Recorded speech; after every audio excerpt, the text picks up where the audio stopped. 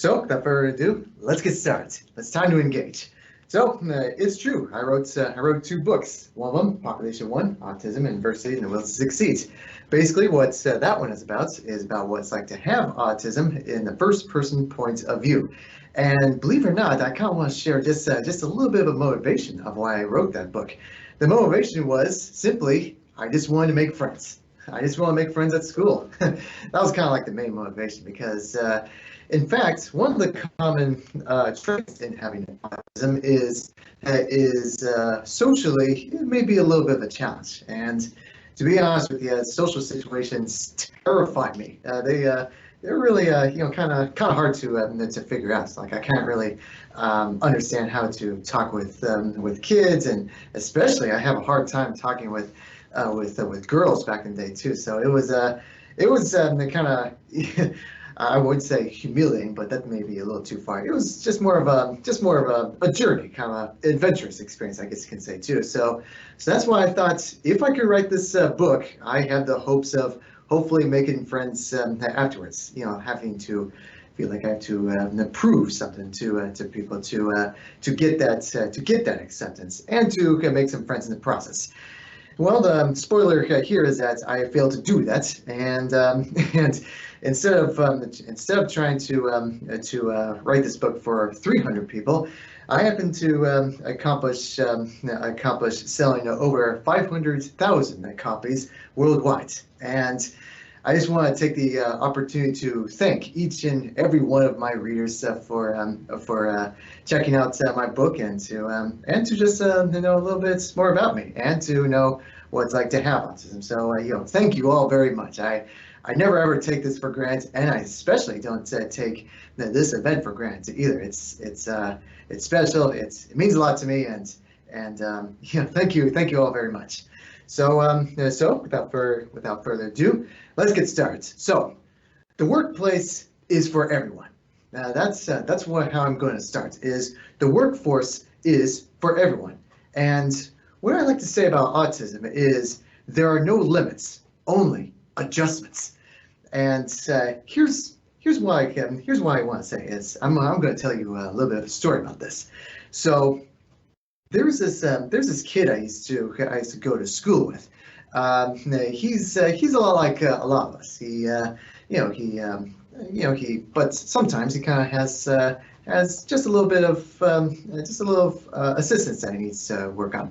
So if I'm by the way, if I'm forgetting my words, kind of thing, just feel free to let me know. But yeah, I'm doing my best. So this kid, he would have a helmet on. He kind of walks a little bit slowly. He doesn't really talk too much, and always has that big grin on his face too. And kind of sometimes he has some seizures here and there too. He's just needs some extra help here and there. But the part that really stands out for me the most, and he's probably one of the most inspirational figures during my career, is that he had the ability to get a job before I did. It's true. It's true. I'm completely serious about this. And the best part about this is that he got a job selling tickets at the ball game at T-Mobile Stadium, and take it from me because I'm a big baseball fanatic too. Because it would be like a dream to work for either as a player at the Mariners or as a worker for the Mariners too. And he got a job selling tickets at the Mariners game and got a job before I did. So when I saw him smiling at me, it's probably his way of saying, "Yep, I got a job before I did. What are you gonna do about it?" It's kind of like a playful kind of thing too, but it's true. So if he can get tickets at the ballpark, anyone can get a job. Quite frankly, and to me, I think that's just really neat. How did I meet this kid? Well, we went to this place called the ALP, which stands for Adult Living Program. And there are a lot of communities out there across the country that are similar to the Adult Living Program, but with different names. So the point of ALP that they accomplish at is for anyone that has the ability to work, and the teachers and the coaches they guide them to the part of getting a job. It's not just the kid with the helmet, but it's also this one kid I also knew that I grew up going to school with that has a bit of a stutter kind of thing too, and he got a job selling videos at the video rental store as a cashier clerk. So for someone that has a stutter, that runs the cashier and helps that runs the table and this kind of stuff, that goes to show that anyone can get a job in that scenario. So it's stories like that I'm always so interested in. It's really quite amazing. I'll be honest with you. So what do we learn from these two examples? The message here is quite very clear. Is that the majority of people with autism, they want to work. That's right. Let me say that one more time. The majority of people with autism, they want to work. And also a very key note is the majority of people with autism would love to learn. That's right. They really do. And one of the common characteristics of having autism is that they are so used to having a schedule that's very consistent, that's very precise, and nothing ever really wants to change, that kind of thing too. Like even back in preschool, when I get so upset when someone takes my coat hanger kind of thing too. It's just like has to be this, has to be that, every single day. And when it comes to the workforce, things kind of change. Things can be quite different. And the part where people, where upcoming workers, they really want to have a job and they want to get out of their comfort zone and to get that job, that's really quite extraordinary too. Think of it this way. So you have two hills, and one person is on one hill, and the other hill has golden treasure. And the only way to get from one way to another is to swing on that vine. And the person is afraid of heights. So what are you going? So same thing with getting a job, because one of the common characteristics of having autism is socially it can be quite terrifying too. Because take it from me, I'm not. Sometimes even today, I kind of get a little nervous when it comes to social situations. But I feel good. It feels good to have that kind of challenge and to kind of break the boundaries and just move forward. So same with that. It's like you want to get to the other side to get to the treasure, and I always say this when it comes to people with autism.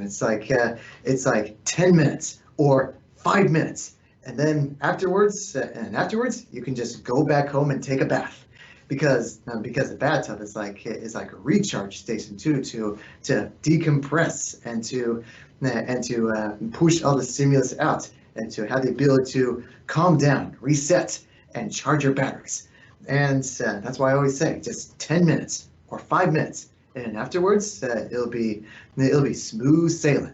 And that's one thing I always like to say when it comes to these kind of things too, where getting a job can be a little challenging, but you'll be surprised on what upcoming workers would do to go to that interview and say, hey, I really want to do this. I want to do something that can provide and make the company thrive. So the majority of people would love to learn, and the thing is that they cannot start at the top. They gotta start with the easiest of tasks first, and like many people, have the ability to improve and want to do more if they want to. It's pretty much goes for a lot of people too. That's why we have this thing called promotion. it's really quite neat. It's really it's an adventure. Absolutely. It's people with autism. Yeah, I've learned from experience it too, where they are ambitious in getting the job, and they are also ambitious in getting the job done, and those are the two main key factors too. They want to get that job, and they want to get the job done, and that's when they put the precision intact that make it work really, really good.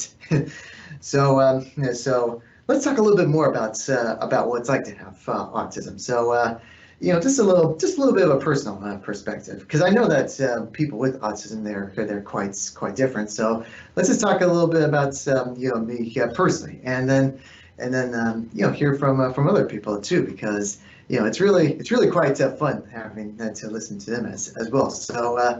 So back in school, I was not really quite so good socially. I would just stand on top of desks or try to climb on top of roofs and kind of just eat nails for breakfast or something like that. It's I was kind of classified as more like the oddball of the community kind of thing too. And I didn't really know what was going on. I just kind of push reality away and kind of just do things on my own kind of thing too. So socially, it was kind of challenging too, and kind of had some stuff here and there too.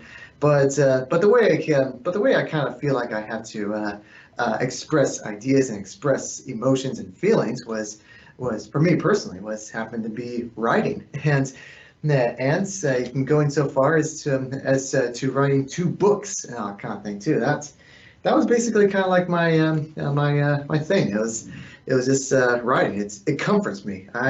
I feel like writing is much more easier than talking too. So if I'm going to leave a lousy job on this, then you have to forgive me. But it's true. I really enjoy writing, and that was just a way to get my thoughts out and share it with my parents, and share with the community and teachers, and help them understand what it's like and to have autism. And it's always kind of a fun journey, and it's always even more fun and quite rewarding to help others understand what it's like to have autism. But not only that, but also learn how to use the unique abilities and the extraordinary abilities to make the most productive use out of having autism. So if I were to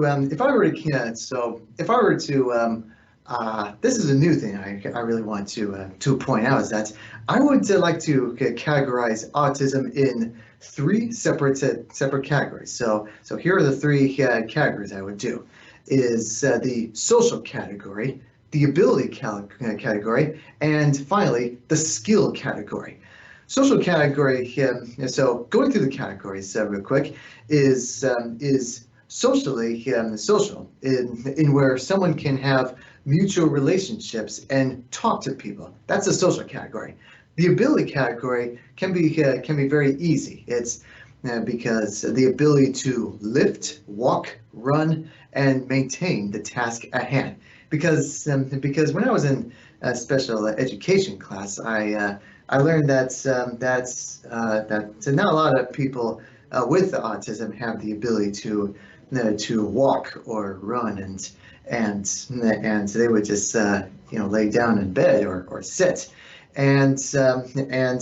but I always say, I will go back at the very beginning, is that the workforce is for everyone, and there are no limits, only adjustments. So even though you don't have the ability to lift, you can have the ability to do other things as well.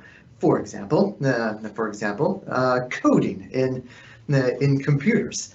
Because I remember, this is just a quick little story too that happened not too long ago. Is that before I became a speaker, I used to go to a technical school, and one of the courses I did was design and engineering, and I actually sat next to this young woman who doesn't really talk as much, kind of more timid and shy, kind of thing. But what she does on the computer is quite extraordinary. She actually had the ability to take her headphones and design it just the way as it looks. It's like spot on, and And so even though she doesn't really talk that much and is more timid, she has the ability to do something quite extraordinary on the computer, and that happens to be design. And that goes towards the third category, and that is skill. The skill is the traits that can be identified as a superpower. And so even though you don't really talk as much and have social situations towards other people, and many people mean completely well too. Even though the social stuff can be quite a little challenging on some areas, the skill is the part that becomes extraordinary for the company. So the skill parts is how companies, organizations, and communities thrive in the workers and help, with autism and with people who have autism, they can make it happen. And I would go a lot of times. I would go back to computer animation and design and engineering because when you're working with a boss, the boss can basically say, hey, I want you to do this, and the worker, they don't really have to say much. They can just say, sure, I'll get it done, and then just basically like that. that's all you really need to know. So a few things too is that in a job it'll be like instructions, the tools, and to get it done. So you understand the craft, you are given the tools for the craft, and you work until you get it done by example too. Because just really briefly too, I actually learned how to do wood carving as well. Where a good friend of mine, he showed me instructions saying, hey, this is what's going on. He gave me the tools, which is a formula, and you got to paint it, and then by example, this is how you do it. And I'm going to leave you alone for now. And when I come back, this is going to be all nice and brown, all kind of thing. So yeah, and I will say you'll be very surprised with people who have autism because they can be extremely fast learners. They may not speak too much, but if you think of it, they really observe here and there too, just by their eyes, and just be able to process and to get all the information in their head, and get all that, and it's like file complete, and they would just go right straight to work, and that can be quite amazing in itself too. So people with autism, they are really extraordinarily good at what they do too. It's sometimes the social stuff can be a little challenging. So if I were to identify autism in another way, it would be simply this: so much potential, difficult to release it and get it out. That's why we have a team, because with autism, it is not a solo journey, and in a team, people with autism, they are also part of the team too. And those who do good are the ones that are fearless. Many people with autism, they have a choice.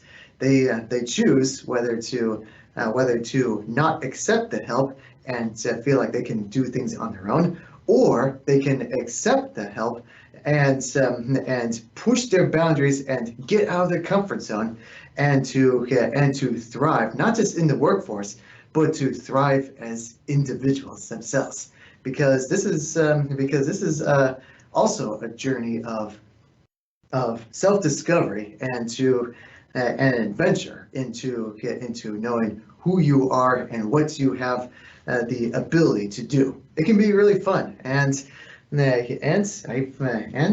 the exception of becoming one, I always like to show and release how that can be how that can be for people with autism. It's like I've shared my story. Now it's time for you to share yours. So a few examples of hardworking individuals with autism is in 5 separate categories: be on time, accurate calculations, extremely detail oriented, precision in the routine of work, and finally, will not stop until the job is done. It's true. They even when closing hours set too, people with autism would not leave the store until they get the job done, and that can be really hard for workers too, because the boss would say, hey, it's time to close, it's time to stop working, and the workers, they would say, no, I don't want to stop. I gotta make sure this is done, and that can be kind of hard too. It's like you know when to stop, and it goes back to the reminder. It's like instead of just 5 minutes or 10 minutes, it's going to be, hey, just for one day, and tomorrow you're just going to go right back and finish the job. It's okay, and that's when it comes to flexibility too. Sometimes flexibility can be a little bit of a challenge when it comes to having autism, but it's always possible. And I always say this very lightly too. When it comes to just about anything, it's simply this: extremely difficult, but never impossible. And I really do believe that. Extremely difficult, but never impossible. So I really do believe that when it comes to autism too, is that even though such things can be hard, like social situations can be extremely difficult, but never impossible to achieve. And and who knows, you might even have the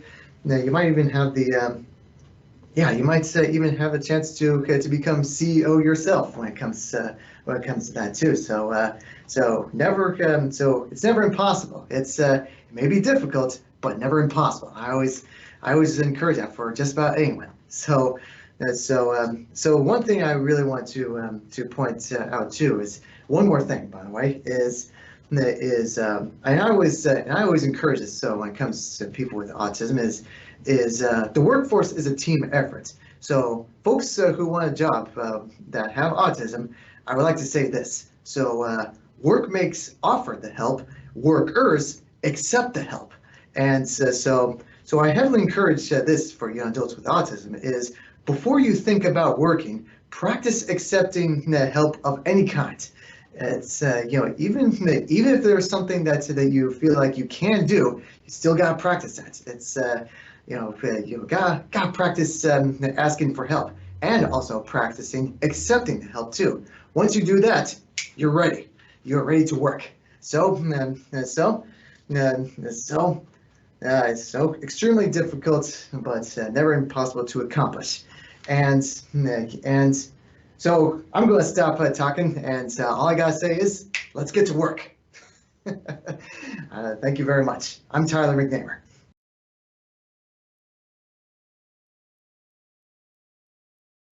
I always kind of start off by saying it's always kind of important to know who the person is, like, get like a little background on kind of stuff, just kind of understand basics, like, this person has a bit of a stutter, but that's okay, that kind of thing.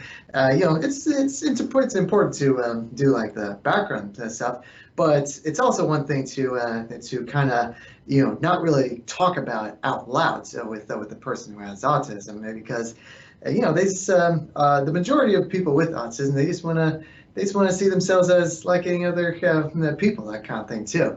And because I remember, my classmates back in high school and elementary and intermediate and middle, and high school, they didn't really see me as someone with autism. They just saw me as just some other kid, and just treat me as if I'm like everyone else and all that kind of stuff. Like even during sports where where not a lot of people were going easy on me when it comes to basketball or baseball or soccer or football, that kind of stuff. And to me, that just feels so good because I'm a bit of an athlete and I just love the challenge, and just treat me like any other athlete and all that kind of stuff too, and all that kind of thing. So that's one thing I've always kind of encouraged too. That's it's like, yeah, they have autism, but they're just like any other folks out there too. They may be people who work at Comcast or Xfinity, but they're still workers. I mean, they're still workers, and they do a fantastic job, and we want to support that kind of stuff. So it's always those things to in the topic of autism where it's like because I've seen it a bunch of times too, where they say I have to hire this person because he or she is so and so, and I always say this very clearly. It's like I'm not going to hire you for diversity. I'm going to hire you for the talent, and that's what we're all looking for too, is the talent.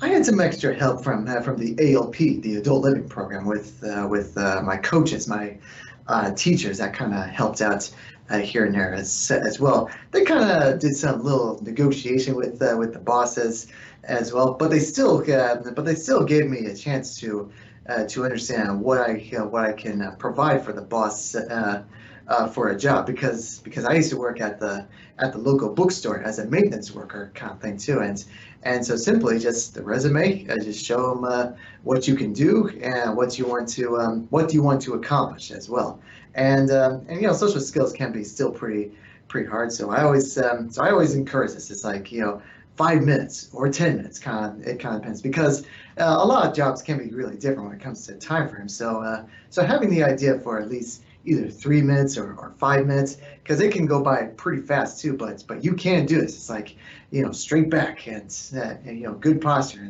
and be feeling confident and smile too, because you're excited to work, you're excited to get that job, and I always like to encourage that it can be a fun experience too. Just don't really worry too much, because anybody can get a job. If the kid with the helmet can get a job, if the kid with the stutter can get a job, then anyone can get a job too. You can do this, and it's always good to keep those in mind as well as you get that accomplished.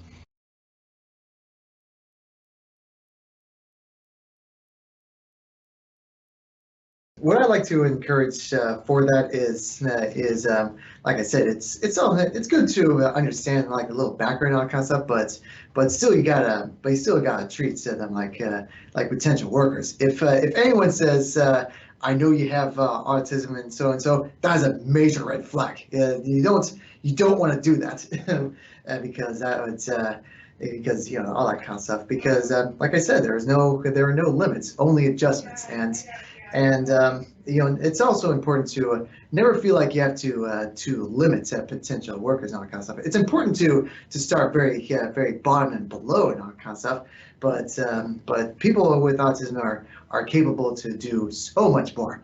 And people with autism, they gotta understand that sure, you can do so much more, but you gotta understand too that there's such thing as promotions. You gotta start very small and then work your way to the top once you're precise and accurate and all that good stuff too. So workers who want to hire, it's just because one thing I always say is that potential workers, they're almost desperate to get the job, and they're kind of nervous sometimes too. So it's important to make sure that they feel welcomed and feel comfortable and all that kind of stuff. Make sure you smile and just excited for the potential worker to be here and say, hey, welcome. Let's see what you can do. and there's your resume and some examples. Like if you're applying for a wild example, if you're applying to be an animator for DreamWorks, it's like, hey, let me see your animation. Let's see what you can do, and they can provide. They don't have to talk too much, and you can just show your work, so show what you can do.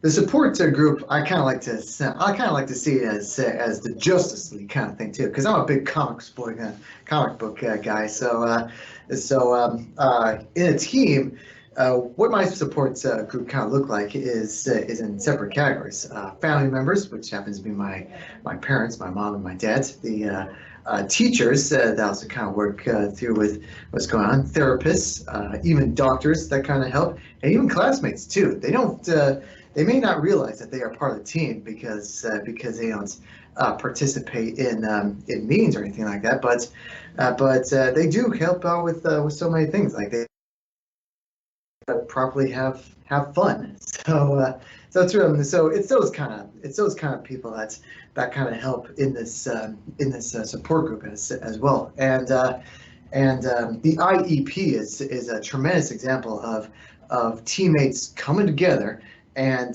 discuss what's best for the person with autism here and there. And it's a bunch of folks, with family members, teachers, therapists, and even the person with autism, which happens to be me, because throughout the school years, I was part of the IEP, and we discussed on what's best for the present and for the future.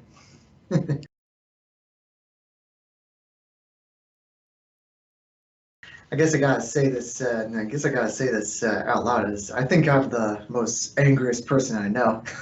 So, just growing up, it's a little tough on some areas too, and all that kind of thing. But I don't really go on it too much because I don't think it goes anywhere. But when it comes to frustration and all that kind of stuff, the ways that I kind of deal with it for a while is that my parents actually got me into physical activity too. One of them happens to be boxing as well at the local gym, where it's kind of nice to just get it all out and all that kind of thing. The other happens to be Aikido, which is a martial arts kind of thing that I did as well to learn how to release all that kind of thing in a healthy kind of way. And third, that I was actually part of the track team in high school where I can just run it out too. I used to do the 100 meter, 200 meter, the hurdles, and the 400 as well too. It was a lot of fun. It was fun to just get all that out and through track, just run it out. It was not only just fun because of the sake of the challenge. It was also really good for to get all that anxiety, emotion, stimulus out in a much healthy kind of way. It's like don't think about the other stuff. Just think about the race. And I always say that physical activity is just excellent for when it comes to those areas, and I kind of heavily encourage that kind of stuff, even if it's just outdoors. So like playing catch with my dad and baseball and all that kind of stuff. And I used to play baseball, outfield and all that kind of stuff. It's a physical activity that works, because when I didn't really have physical activity in certain areas, then things kind of go AWOL a little bit too. So yeah, that's my take. Is gotta stay active, an hour a day, that kind of thing.